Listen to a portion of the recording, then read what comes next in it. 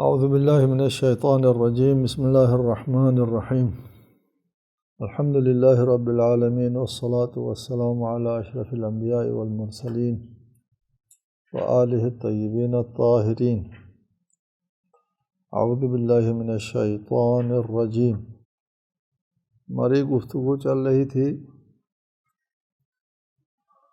اس آیت کے ذیل میں کہ اللہ تعالیٰ ارشاد فرماتا ہے ان اللہ لا یستحی ان یضرب مثلا ما بعوضۃ فما فوقها، اللہ شرم نہیں کرتا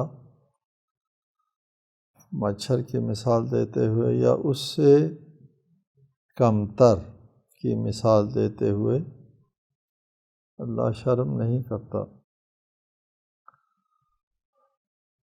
یہ اعتراض اس وقت اٹھا تھا جب اللہ تعالیٰ نے مچھر کی مثال دی، کبھی مکھی کی مثال دی، کبھی مکڑی کی مثال دی، تو منافقین نے اور یہود نے کہا کہ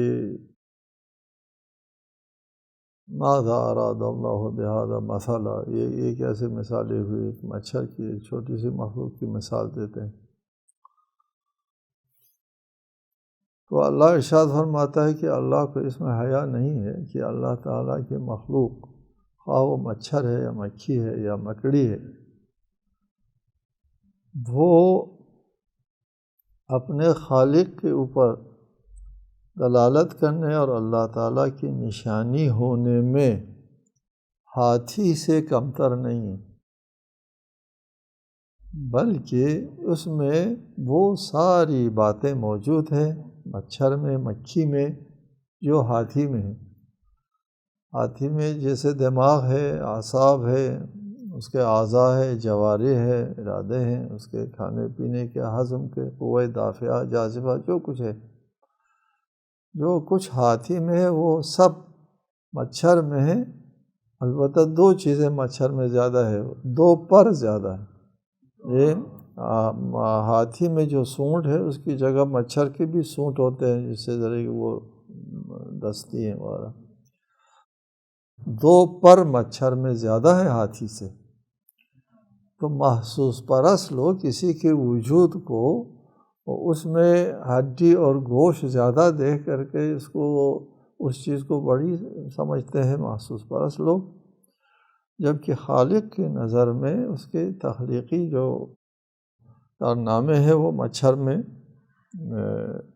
بھی موجود ہے وہ ساری باتیں۔ بلکہ یہاں پر مناسب نہیں ہے کہ اس کائنات میں سب سے چھوٹی مخلوق اللہ تعالیٰ کی قدرت اور اس کی کرشمہ سازی کے اوپر زیادہ دلیل اور مضبوط برہان ہے۔ اس سلسلے میں اگر ایک سائنسداں ہمارے سامنے آئے اور ہم کو درس سنائے ڈی این اے کے اور سیلز کے، اور سیل کے اندر کی دنیا کے، سیل جو طبعی قدرتی آنکھوں سے نظر نہیں آتا، اس نامرئی دنیا کی باتیں سنائے کسی کو، یہاں آ کر کے درس دے، تو پتہ چلے کہ اللہ تعالیٰ کی خلاقیت اس چھوٹی سی چیز کے اندر جو ہے اسی طرح ہے جس طرح کل کائنات میں۔ اور جیسا کہ کہا اس انسان کے بارے میں انک اتحسب انک جرم صغیر وفیک انطوی العالم الاکبر، خیال کرتا ہے انسان کے بارے میں، تو خیال کرتا ہے کہ ایک چھوٹا سا جسم ہے، تیرے اندر ایک پوری کائنات سموئی ہوئی۔ لہٰذا اس کے بعد ارشاد فرمایا یضل بہ کثیرا، اس مثال سے اللہ تعالیٰ بہت سوں کو گمراہ کرتا ہے، ویہدی بہ کثیرا، اور بہت سوں کو ہدایت دیتا ہے اس مثال سے۔ یہ مثال جو ہے وہ ایک قسم کی معیار اور میزان ہے کہ ایمان والے جو ہے وہ اس مثال سے درس لیتے ہیں، مطلب سمجھ لیتے ہیں، اور جن لوگوں کے دلوں میں ایمان نہیں ہے وہ کہتے ہیں یہ بھی کوئی مثال ہو گئی، اور مزید گمراہ ہو جاتے ہیں۔ اس قسم کے امتحانات اللہ تعالیٰ کی طرف سے بہت زیادہ ہوتے ہیں کہ اگر کسی قسم کے شائبہ اگر کسی دلیل میں، برہان میں، کسی نشانی میں رکھتا ہے اللہ تعالیٰ آزمائش کے لیے، دیکھو وہ کس طرح لیتا ہے اس مضمون کو، اور اگر کوئی ایسی دلیل آ جائے جس میں کوئی شائبہ نہ ہو، ایسا معجزہ آ جائے اور فرشتے نازل ہونا شروع ہو جائے، پھر اس کے بعد مہلت نہیں ملتی، ختم ہو جاتا ہے۔ بہرحال یہ دوسری بحث ہے، ہم نے آگے ایک بحث کرنا ہے، یہدی بھی کثیرا، اللہ اس مثال کے ذریعے بہت سوں کو ہدایت دیتا ہے اور بہت سوں کو گمراہ کر دیتا ہے۔ قرآن کا لفظی ترجمہ یہ ہے کہ اللہ بہت سوں کو اس قسم کے مثالوں کے ذریعے گمراہ کرتا ہے اور بہت سوں کو اسی سے ہدایت دیتا ہے۔ یہاں پہ ایک کلامی بحث ہے، ہمارے ناظرین کے لیے یہ بحث جو ہے وہ فائدے سے خالی نہیں ہے، اس لیے ہم یہاں ذرا تفصیل کے ساتھ اس بحث کو ہم رکھتے ہیں۔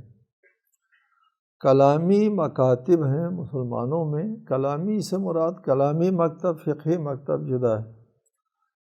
کلامی سے مراد ہوتا ہے کہ عقائد و نظریات سے متعلق جو نظریات ہوتے ہیں ان کو کلام کہتے ہیں، علم کلام۔ یہاں پر ایک مسئلہ ہے جبر و تفویض کا، کہ انسان خود مختار ہے یا مجبور ہے۔ ادھر مختلف قسم کے نظریات وجود میں آ گئے۔ ایک نظریہ قدیم سے وجود میں آ گیا، نظریہ جبر، کہ انسان خود مختار نہیں ہے، سارے فیصلہ اللہ تعالیٰ کی طرف سے ہوتے ہیں، اللہ تعالیٰ کے ارادے کے مقابلے میں کسی کا ارادہ نافذ نہیں ہوتا۔ اگر کوئی یہ کہتا ہے کہ اللہ کے ارادے کے مقابلے میں کسی اور کا، کسی بندے کا ارادہ چلتا ہے، تو پھر یہ شرک ہو گیا۔ اللہ کے مقابلے میں تمہارا ہوتا کون ہے؟ اللہ کے ارادے کے مقابلے میں تمہارا ارادہ نافذ ہو جائے۔ اللہ نے چاہا نماز پڑھو اور تم نے چاہا نہ پڑھی جائے اور نہیں نماز پڑھی گئی، تو تیرا ارادہ نافذ ہو گیا، اللہ کا ارادہ نافذ نہیں ہوا۔ اللہ نے کہا گناہ نہ کرو، تم نے کہا کہ اس کو کر لیتا ہوں، تو تمہارا ارادہ نافذ ہو گیا، اللہ کا ارادہ نافذ نہیں ہوا۔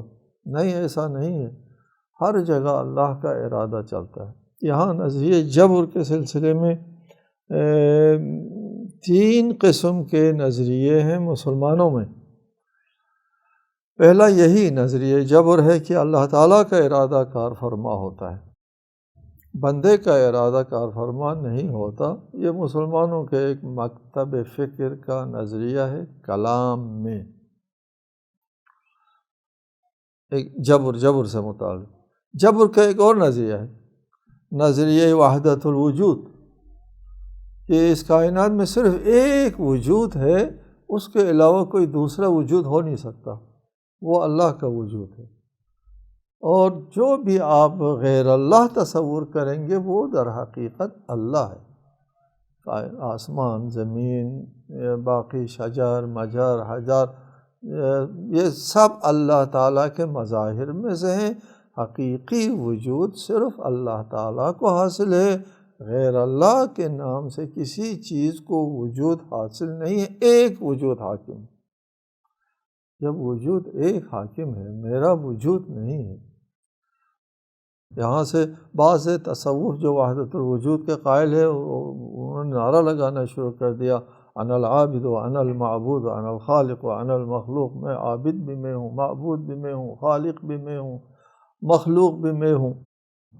وہ کسی نے خوب کہا ہے کہ عطار کہتا ہے انا اللہ، میں اللہ ہوں، ڈارون کہتا ہے میں بندر ہوں۔ ہر ایک کا اپنا اپنا نظر ہے، جی اپنی اپنی نظر ہے کہ وہ ان اللہ کہتا ہے کہ وہ۔ اس وحدت الوجود کے تحت جبر بنتا ہے۔ جب وجود ایک ہے، اللہ کے علاوہ کسی چیز کا وجود نہیں، تو ارادہ تو بعد کی بات ہے نا۔ پہلے نظریے میں وجود کو قبول کیا، غیر اللہ کے وجود کو قبول کیا، غیر اللہ کے وجود کے پاس ارادہ نہیں ہے، صرف اللہ کا ارادہ چلتا ہے۔ وحدت الوجود اور آگے چلے گئے، انہوں نے کہا آپ ارادے کی بات کرتے ہو، میں وجود کی بات کرتا ہوں، وجود اللہ کے علاوہ کسی کا نہیں ہے، لہٰذا اللہ کے علاوہ کسی اور کا وجود نہیں ہے، تو ارادہ بھی کسی کا نہیں چلتا۔ بس صرف اللہ کا ارادہ چلتا ہے یہاں پر، اور کسی کا ارادہ نہیں چلتا، چونکہ صرف اللہ کا وجود ہے اور کسی کا وجود نہیں ہے۔ لہٰذا وحدت الوجود کا جو یہ مفہوم ہے، اس مفہوم کے اعتبار سے بھی جبر بنتا ہے، مجبور ہے، انسان خود مختار نہیں ہے۔ وحدت الوجود کا ایک درست نظریہ بھی ہے، وہ نظریہ یہ ہے کہ کائنات میں ایک وجود ہے جو حقیقتاً وجود ہے، سرچشمہ وجود ہے، حقیقی وجود ہے، اور باقی جو وجودات ہیں اس کی طرف سے عطا شدہ، عنایت شدہ وجود ہے۔ وجود ظلی کہتے ہیں، سایہ ہے، سایہ والا وجود ہے، سایہ کی طرح ہے باقی ہمارا وجود۔ اللہ کا وجود حقیقی وجود ہے، کسی کا دیا ہوا وجود نہیں ہے۔ یہاں ضمناً ایک بات بھی ہو، یہ سادہ لوگ یہ کہتے ہیں کہ سب چیز کو اللہ نے پیدا کیا، اللہ کو کس نے پیدا کیا، اللہ کو کس نے پیدا کیا، سوال نہیں آتا۔ یہ جو توحید کا نہیں ہے، ذوق توحید اصلا نہیں ہے، یہ ان لوگوں کی بات ہے۔ اللہ کو کس نے پیدا کیا نہیں ہوتا، اس لیے کہ دیگر جو وجودات ہوتے ہیں جو خود سے موجود نہیں، اس کے لیے سوال پیدا ہوتا ہے، یار یہ خود سے موجود نہیں، کس نے پیدا کیا؟ اللہ خود وجود کے بارے میں سوال نہیں ہوتا۔ مثلا ہم کہتے ہیں کہ ہر چیز جو ہے وہ مرطوب ہو جاتی ہے پانی سے، تری آ جاتی ہے، ہر چیز میں پانی سے تری آتی ہے، خود پانی کو کس چیز نے تر کیا نہیں سوال اٹھتا۔ پانی ہم کہتے ہیں اس کو ہے جو بذات خود تر ہے، خدا اس کو کہتے ہیں جو بذات خود موجود ہے، بذات خود موجود کے لیے سوال نہیں اٹھتا اس کو کس نے وجود دیا، اس وجود کے بارے میں سوال اٹھتا ہے جو بذات خود نہیں۔ لہٰذا وحدت الوجود کا یہ نظریہ کہ ذاتاً حقیقی وجود صرف اللہ کے لیے ہے، باقی وجود اللہ کے عطا کردہ ہے، یہ وحدت الوجود اس معنی میں درست ہے۔ تیسرا نظریہ ہے جس سے جبر لازم آتا ہے، وہ نظریہ ہے نظریہ علم خدا۔ کہتے ہیں کہ اللہ تعالیٰ کو علم تھا یا نہیں تھا کہ ابو جہل ایمان نہیں لائے گا، ابو لہب ایمان نہیں لائے گا؟ علم تھا۔ اگر آپ کہیں کہ اللہ کو علم نہیں تھا، معاذ اللہ، یہ تو نہیں ہو سکتا، اللہ جاہل تھا، اس مسئلے کو نہیں جانتا تھا۔ اللہ ہر چیز کو جانتا ہے، ہر چیز کو جانتا ہے، تو پھر اس بات کو بھی تو جانتا تھا کہ ابو جہل ایمان نہیں لائے گا۔ چلیے، جب اللہ تعالیٰ کے علم میں آ گیا ابو جہل ایمان نہیں لائے گا، تو ابو جہل کا ایمان نہ لانا ضروری ہو گیا، مجبور ہے وہ ایمان نہ لانے پر۔ ابو جہل ایمان نہ لانے پر مجبور ہے، کیوں؟ اس لیے کہ علم خدا میں جب آگے کہ اس نے ایمان نہیں لانا اور پھر یہ ایمان لے آئے، تو پھر اللہ کا علم جہل میں بدل جاتا ہے۔ اللہ کے علم جہل میں نہیں بدل سکتا، لہٰذا ابو جہل ایمان نہیں لا سکتا، مجبور ہے ایمان نہ لانے پر، علم خدا کی وجہ سے۔ ایک صاحب نے کہا ہے، میں خوردن من، میرا شراب پینا، میں خوردن من، میرا شراب پینا اللہ تعالیٰ کے علم میں ہے کہ اگر میں شراب نہ پیوں تو پھر علم خدا جہل میں بدل جاتا، لہٰذا میں شراب پیتا ہوں۔ ٹھیک ہے، میں خوردن من حق ز ازل می دانست، گر میں نہ خورم علم خدا جاہل بود، لہٰذا میں شراب پیتا ہوں۔ یہاں بھی ایک جبر آتا ہے۔ یہ تین مکاتب فکر ہیں مسلمانوں میں جو کہتے ہیں کہ انسان ارادہ الہی نافذ ہے، اس کے مقابلے میں کوئی ارادہ نافذ نہیں ہے، مجبور۔ وحدت الوجود والے کہتے ہیں صرف اللہ ہے اور کوئی چیز وجود نہیں ہے، مجبور ہے۔ علم خدا کے حوالے، جب علم خدا میں ہے تو پھر آپ کیسے کر سکتے ہیں علم خدا کے خلاف؟ جب علم خدا میں آپ کا شراب پینا ہے، یہ نہیں ہو سکتا کہ علم خدا میں نہ ہو آپ کا شراب پینا، علم خدا ہے۔ یہ جبر کے تین صورتیں ہیں۔ ہمارے معاصر زمانے میں بھی بہت سے مسائل جبر آ گئے تھے، اسی زمانے میں ہم بیان کرتے تھے مارکس کے خلاف، ابھی وہ زمانہ ختم ہو گیا۔ مارکس کا بھی ایک جبر تھا، مارکس کا کہنا تھا کہ جو بھی نظریات وجود میں آتے ہیں اس کے پیچھے اقتصادی عوامل کار فرما ہوتے ہیں، جو پیچھے اقتصادی عوامل کے تحت ایک نظریہ خود بخود وجود میں آتا ہے، جبر ہو گیا یہ، اور ایک جبر تاریخ ہے، ایک جبر یہ ہے، بہت سے جبر جبر تاریخ کے تحت بھی کچھ لوگوں کا نظریہ ہے کہ تاریخ انسان کو چلاتی ہے، نہ انسان تاریخ ساز ہے، تاریخ انسان ساز، جبر تاریخ، جبر اقتصاد، جبر علم خدا، جبر وحدت الوجود، جبر ارادہ، 5-6 قسم کے جبر ہیں یہاں جی۔ ان تمام نظریات کے مقابلے میں ایک نظریہ آ گیا، اس نظریے نے کہا کہ نہیں، جبر نہیں ہے، اس سے تو پھر بندہ جو ہے وہ مکلف نہیں ہوگا، خدا ظالم ہونا لازم آتا ہے وغیرہ وغیرہ۔ اصل یہ ہے کہ اللہ تعالیٰ نے بندے کے ہاتھ میں سپرد کر دیا ہے کہ یہ لو، یہ دماغ، یہ صلاحیت، یہ قوت، یہ ارادہ، یہ ساری صلاحیتیں اللہ نے بندے کے سپرد کر دیا، اب بندہ جائے اور اس کا اپنا ارادہ، عزم وغیرہ، تفویض کہتے ہیں اس کو، نظریہ تفویض۔ جی، نظریہ تفویض کے تحت انسان خود مختار ہے اور سپرد ہو گیا اللہ تعالیٰ کی طرف سے ساری طاقتیں، اللہ سے کوئی ربط نہیں ہے، اب جو کرتا ہوں میں خود کرتا ہوں، یہ میرا ارادہ نافذ ہے اور میں خود مختار ہوں، میری اپنی بات بنتی ہے اور لہٰذا میرا مواخذہ ہوتا ہے، مجھے ثواب ملتا ہے، مجھے سزا ملتی ہے۔ جبر کے تحت نہ سزا ملنا چاہیے نہ جزا ملنا چاہیے وغیرہ، یہ ایک مقابلے میں نظریہ قائم ہو گیا۔ ان تمام نظریات کے مقابلے میں شیعہ امامیہ کا نظریہ آ گیا۔ شیعہ امامیہ نے، چونکہ یہ نظریات ہمارے ائمہ اہل بیت علیہم السلام کے زمانے کے، لہٰذا امام موجود تھے، خوش قسمتی سے امام کے زمانے میں یہ سارے نظریات وجود میں آ گئے، تو امام سے سوال ہوا کہ کون سا نظریہ صحیح ہے، نظریہ جبر صحیح ہے یا نظریہ تفویض صحیح ہے؟ ائمہ نے فرمایا لا جبر ولا تفویض بل امر بین امرین، نہ نظریہ جبر صحیح ہے نہ نظریہ تفویض صحیح ہے، بلکہ ان دونوں درمیان میں ایک تیسرا معاملہ موجود ہے، امر بین امرین۔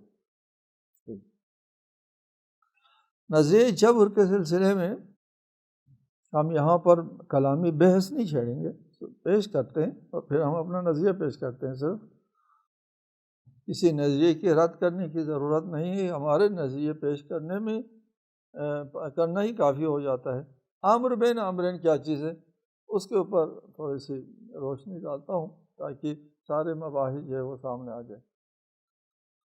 امر بین امرین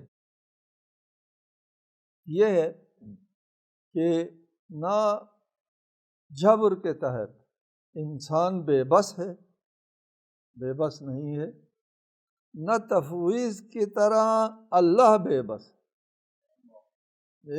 دے دیا اور ہاتھ سے نکل گیا، اب وہ جانے، میرا بندہ جانے اور اس کا کام، مجھ سے اللہ سے ربط نہیں، دونوں چیزیں نہیں، نہ اللہ بے بس نہ بندہ بے بس، امر بین امرین۔ چلیے، وہ کس طرح ہوتا ہے؟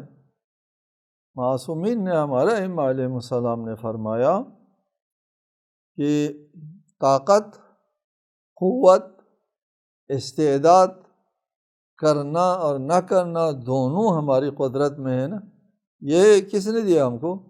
اللہ نے دیا ہے، یہ اللہ کی طرف سے ہے، طاقت اللہ کی طرف سے ہے، استعمال بندے کی طرف سے، قوت اللہ کی طرف سے ہے، دونوں کرنا اور نہ کرنا دونوں دیا ہے اللہ نے، کر بھی سکتا ہے نہیں بھی کر سکتا ہے، دونوں اللہ تعالیٰ نے دیا ہے، ان دونوں میں سے انتخاب بندے کی طرف سے، یہ ہے امر بین امرین۔ اس سلسلے میں ایک مثال سے میں ایک بات واضح کرنے کی کوشش کروں گا۔ امر بین امرین کیا ہے؟ مثال ہم یہ دیتے ہیں کہ ایک آدمی کا ہاتھ جو ہے وہ شل ہو جاتا ہے، اور ڈاکٹر جو ہے وہ بجلی کے ذریعے ہاتھ کو حرکت میں لے آتا ہے۔ بجلی کا کنیکشن ہوتا ہے، اس کنیکشن کے ذریعے اس کا ہاتھ حرکت میں آ جاتا ہے۔ اب یہ ہاتھ حرکت میں آ گیا، اس کو انرجی مل رہی ہے باہر سے ہر آن۔ مثال اس لیے دیتے ہیں کہ کنیکشن ہے ساتھ، جی اللہ تعالیٰ کی طرف سے ہر وقت ہمیشہ ہماری طرف جو ہے اس کا فیض جاری ہوتا ہے۔ ایک لمحے کے لیے بھی وہ اپنا فیض جو ہے وہ قطع نہیں کر سکتا، ممکن نہیں ہے کہ اگر ایک لمحے کے لیے اللہ تعالیٰ کی طرف سے فیض بند ہو جائے، ساری کائنات جو ہے وہ تباہ و ختم ہو جائے۔ لا انقطاع فی الفیض، اللہ کی طرف سے وہ دعاؤں میں بھی پہلے بھی ذکر کیا کہ رسالت میں آپ دعا فرماتے تھے، الہی لا تکلنی الی نفسی طرفۃ عین ابدا، ایک لمحے کے لیے مجھے اپنے حال پر نہ چھوڑ۔ جی ہر آن ہر لمحہ اللہ تعالیٰ کی طرف سے ہم کو طاقت مل رہی ہے، ہر آن کنیکشن۔ جی اور یہ طاقت اللہ تعالیٰ کی طرف سے ہے، یہ میرے سپرد نہیں ہے کہ اللہ تعالیٰ نے میرے حوالے کر دیا اور اب میں اللہ کا محتاج نہیں ہوں، میں خود اس کا مالک بن گیا ہوں، میں حقیقی مالک بن گیا، اس کا اللہ سے ربط نہیں رہا۔ ایسا نہیں ہے، اللہ سے ربط ہے، ہر آن اللہ دے رہا ہے، لیکن اسی کنیکشن کی طرح بجلی کی۔ اب یہ ہاتھ جو ہے جو حرکت میں آ گیا کنیکشن کی وجہ سے، بجلی کرنٹ کی وجہ سے حرکت میں آ گیا، اس ہاتھ سے ایک آدمی کو وہ اس کے اوپر گولی چلا سکتا ہے، اور ایک غرق ہونے والے کو بچا سکتا ہے، دونوں کام کر سکتا ہے۔ ان دونوں کا انتخاب خود ہاتھ کے مالک کے پاس ہے، نہ ڈاکٹر کے پاس۔ ڈاکٹر نے غیر مشروط طور پر دے دیا، اللہ تعالیٰ نے غیر مشروط طور کے اوپر طاقت دے دی، قوت دے دی۔ ایسا نہیں ہے اللہ تعالیٰ کی طرف سے کہ جب ہم مومن کو بچانے لگیں گے تو پھر ہمارا ہاتھ حرکت کرنے لگے گا، اور کسی مومن کے اوپر گولی چلانے لگیں گے تو پھر ہاتھ کی حرکت بند ہو جائے گی، اعصاب کام نہیں کریں گے، دماغ کام نہیں کریں گے۔ ایسا کوئی نہیں ہے۔ میں اللہ کی نافرمانی کرنا شروع کروں گا، حرام کھانا شروع کروں گا، میرا معدہ قبول نہیں کرے گا، نہ دندان نہ کام و دہن اس کو قبول کرتا ہے، اور جب حلال کھانے لگتا ہوں تو جناب علی وہ بہت مزیدار۔ ایسا کوئی سسٹم نہیں اللہ تعالیٰ کی طرف سے۔ یہ خود مختار، آزاد، غیر جانبدار اللہ تعالیٰ کی طرف سے چیزیں ہم کو مل رہی ہوتی ہیں، اور پھر اس کا استعمال ہم خود کر رہے ہوتے ہیں۔ اس کے لیے کچھ دیگر مباحث کا ایک سلسلہ ہے انشاءاللہ آئندہ نشست میں۔ السلام علیکم۔